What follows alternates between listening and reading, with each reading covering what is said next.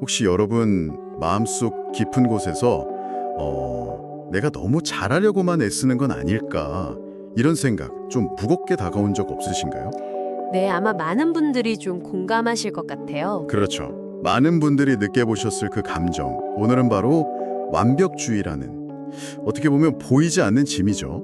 여기에 대해 좀 깊이 파고들어 보려고 합니다. 네, 좋습니다. 겉으로 보기에는 늘 막 최선을 다하고 높은 기준을 추구하고 좋아 보일 수 있잖아요. 네, 그쵸. 긍정적으로 보이기도 하죠. 근데 그 이면에서 우리를 지치게 만드는 그 완벽주의의 진짜 모습은 뭘까? 그리고 이제 어떻게 하면 나 자신한테 좀 더 너그러워질 수 있을까? 그 방법을 좀 함께 찾아보는 시간이 됐으면 합니다. 네, 아주 중요한 주제인 것 같습니다. 완벽주의라는 게 참 그래요. 높은 기준 세우고 최선을 다하는 모습. 근데 그 안에는 계속 아직 부족해. 이런 목소리가 있는 것 같아요. 맞아요. 끊임없이요. 네, 이 정도면 충분히 괜찮아. 이 생각을 받아들이기가 유독 힘든 거죠. 네, 그 충분함을 인정하기 어려운 심리. 어휴, 그래서 막 90점 받아도 100점 아니라고 속상해하고 누가 칭찬해줘도 아니에요. 더 잘했어야 돼요. 하면서 마음 한구석이 불편했던 경험 혹시 있으시죠? 아, 많죠. 저도 그랬던 것 같고요. 이런 마음이 반복되면 나도 모르게 에너지가 그냥 막 고갈되고 자존감마저 이렇게 조금씩 갉아먹히는 그런 기분이 들어요. 정말 공감 가는 지점인데요. 그 완벽주의라는 가면 뒤에는 종종 아주 근본적인 두려움이 있을 때가 많아요. 두려움이요. 어떤? 네, 뭐 실태에 대한 두려움이라든지 다른 사람들한테 거절당할까 봐 아니면 뭐 충분히 사랑받지 못할 것 같다 이런 마음들이죠. 아, 그래서 이제 자신도 모르게 내가 완벽해야만 해. 그래야 인정받고 사랑받을 수 있어.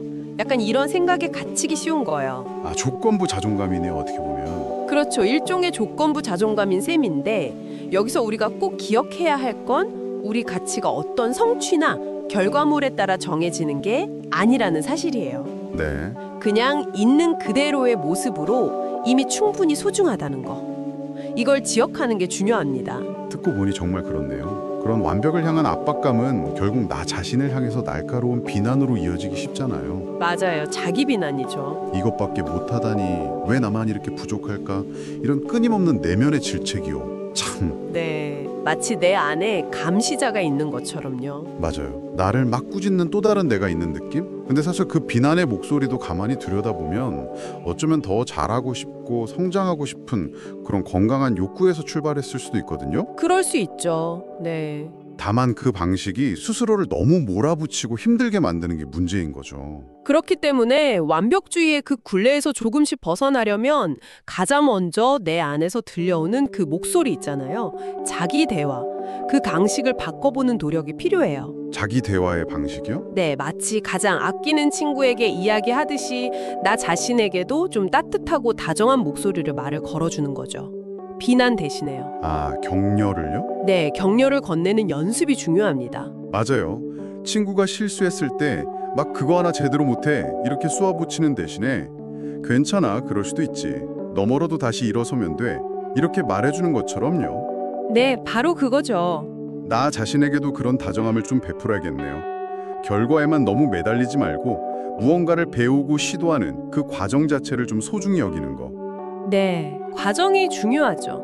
설령 실수하더라도 그 안에서 배울 점을 찾고 도전했다는 그 용기 그걸 좀 칭찬해주는 태도가 중요한 것 같아요. 그리고 모든 상황에서 막 100% 완벽을 추구하기보다 상황에 맞는 충분히 좋음의 기준을 좀 유연하게 설정하는 그런 지혜도 필요해요. 기준을 좀 낮추는 거예요? 낮춘다기보다는 유연하게요. 예를 들어서 간단한 회신 메일 하나 보내는데 막 몇 시간씩 매달리는 게 아니라 핵심 내용이 전달됐다면 이 정도면 충분하다 이렇게 판단하는 연습 같은 거요. 네네. 모든 일에 똑같은 에너지를 쏟을 필요는 없으니까요. 그러네요. 실패를 바라보는 관점을 좀 새롭게 하는 것도 큰 도움이 될 것 같아요. 실패는 끝이 아니라 배우고 더 나아갈 수 있는 기회잖아요, 사실. 그렇죠. 기회죠. 오히려 아무것도 안 한 것보다 뭔가 시도했다는 그 용기의 중고라고 생각해보면 어떨까요? 아주 좋은 관점입니다. 그리고 이런 변화를 돕는 아주 강력한 마음의 기술이 바로 자기 연민, 셀프 컴패션이에요. 자기 연민이요? 네, 크게 세 가지 요소로 볼 수 있는데요. 첫째는 자기 친절. 실수하거나 힘들 때 스스로를 비난하기보다 따뜻하게 다독여주는 태도예요. 네. 이게 뭐냐면 나만 부족하고 나만 고통받는 게 아니라 이런 어려움이나 실수는 인간이라면 누구나 겪는 거다. 자연스러운 경험의 일부다. 이렇게 이해하는 거죠. 아, 나만 그런 게 아니구나. 그렇죠. 마지막으로 마음 챙김은 내 안에 그 비판적인 생각이나 힘든 감정을 막 억누르거나 과장하지 않고 그냥 있는 그대로 알아차리는 연습이에요. 알아차리는 것만으로도요? 네.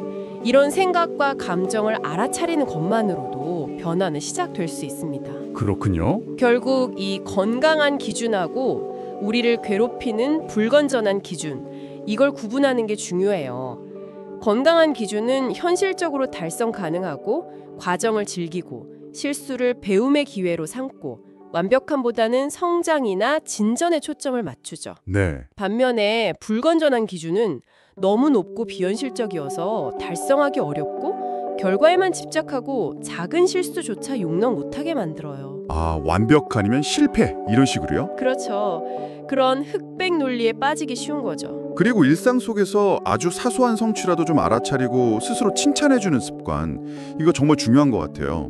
뭐 아침에 조금 일찍 일어난 거나 주변 사람한테 따뜻한 말 한마디 건넨 것 같은 그런 작은 성공들이요. 네, 작은 성공들 중요하죠. 또 완벽주의에 갇히면 정작 중요한 기본적인 자기 돌봄을 놓치기 쉬운데 충분히 잠자고 제대로 먹고 쉴 때는 쉬어주는 거. 맞아요.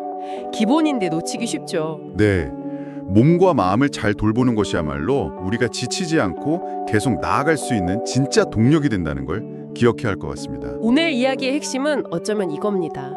여러분, 완벽하지 않아도 정말 괜찮습니다. 네. 혹시 일본의 와비사비 같은 거 들어보셨어요? 약간의 불완전함이나 세월의 흔적에서 오히려 깊은 아름다움을 발견하는 그런 미학이잖아요. 아, 네. 들어본 것 같아요. 혹은 킨수기라고 깨진 도자기 조각들을 금으로 이렇게 이어 붙여서 그 상처마저 예술로 승화시키는 기법처럼요. 우리의 흠집이나 상처가 때로는 우리를 더 특별하고 아름답게 만들 수도 있다는 걸 기억해 주시면 좋겠어요.